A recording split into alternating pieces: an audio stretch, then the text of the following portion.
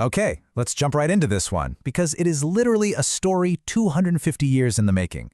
Today, we're looking at a centuries-old dormant idea finally brought to life by a group of modern university students.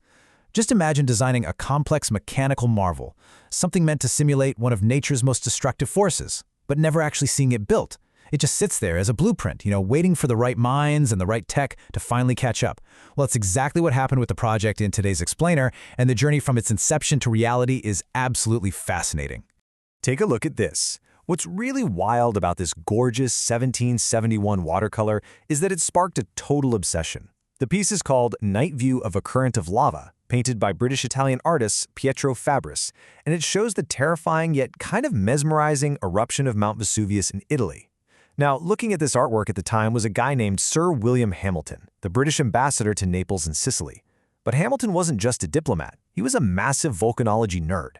He looked at the glowing embers and the swirling smoke in this painting and thought, wait, how can I capture this explosive drama not just in paint, but in actual motion? Which brings us to the ultimate question driving our explainer today. Could an 18th century vision for a mechanical erupting volcano actually be built 250 years later? It's a question that smashes two totally different engineering worlds together. You've got the analog clockwork mindset of the 1700s colliding head-on with the programmable, digitally fabricated reality of the 2020s. So, let's start with Section 1, a 250-year-old vision. As we noted, Sir William Hamilton was stationed right in the shadow of Vesuvius, and by 1775 his obsession had evolved into a real, tangible concept. He wanted an audience to actually feel the heat and the motion of flowing lava and explosive bursts. To pull that off, he essentially had to invent a brand new kind of special effect, blending traditional art with 18th century mechanics. Really, he was thinking like a theater director and an engineer all rolled into one. And this timeline lays the whole journey out brilliantly. It kicks off with a creative spark in 1771 with that watercolor, and then the mechanical concept is born 4 years later in 1775. But then, crickets.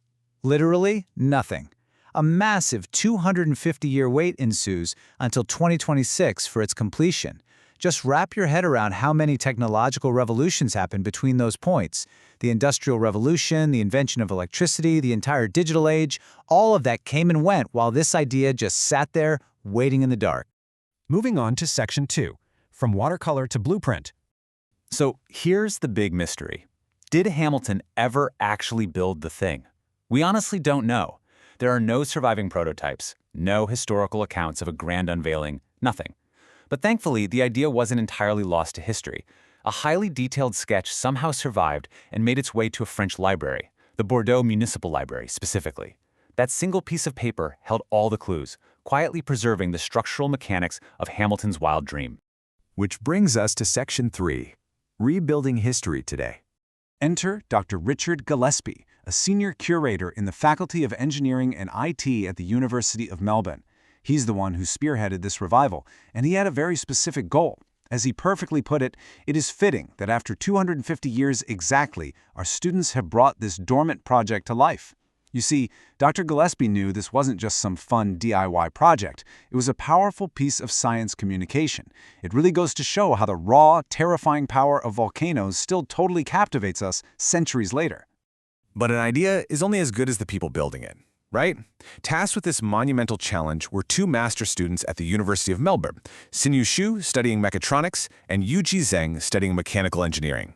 They were basically handed this 250-year-old blueprint and spent 3 intense months locked away in the university's Creator Space workshop. They were the ones who had to roll up their sleeves, tackle this ancient puzzle, and actually turn an 18th century sketch into a working reality. Let's look at Section 4, clockwork versus modern tech. The contrast in the toolkits available to these two eras is just mind-blowing.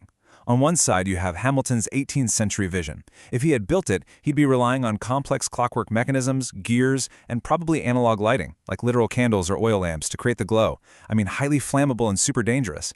On the flip side is our 2026 arsenal. To simulate those glowing flows safely, Shinyu and Yuji swapped out the clockwork for highly precise modern materials. We're talking laser-cut timber, acrylics, programmable LEDs, and sophisticated electronic controls. A massive upgrade for sure. But here's the kicker. As Yuji pointed out, some engineering problems are just timeless. He noted that they still face the exact same challenge Hamilton did, balancing the light so the mechanisms remained hidden from the audience. Even with all those fancy programmable LEDs and laser cutters, the core problem was still about maintaining the illusion. Because, if the audience sees the gears or the LED strips, the magic of the volcano is instantly ruined. The tech changed, but the artistic need for seamless mechanics absolutely did not. And to pull this off, Xinyu highlighted that they had to stretch their modern skill sets to the absolute limit. We're talking programming light sequences, delicate soldering, real-world physics applications to get the movement just right, 3D printing custom parts, and probably hours of electronics troubleshooting. Their supervising engineer, Andrew Kogios, actually noted that this kind of hands-on collaborative problem-solving is the exact thing that prepares young engineers for the real world. It was basically the ultimate test of theory meeting practice. Finally, Section 5, the Grand Tour Exhibition. Now, if you want to see this mechanical marvel roaring to life for yourself, you are in luck. The completed device is currently serving as the absolute centerpiece of the Grand Tour exhibition. It's set up at the University of Melbourne's Balliol Library, and it's going to be on display there until June 28, 2026. Seriously, it's a super rare chance to see history, art, and modern engineering all functioning together in one space. And that leaves us with a really inspiring thought to ponder as we wrap up this explainer. When we look at the pure ingenuity of today's technology and how it was used to finally solve an 18th century problem, well, what seemingly impossible concepts from our era will the students of the future bring to life? What are we sketching today that will take another 250 years to build? It's kind of wild to think about. Thank you so much for joining me on this incredible journey through time and tech. Keep learning, keep questioning, and I'll see you on the next explainer.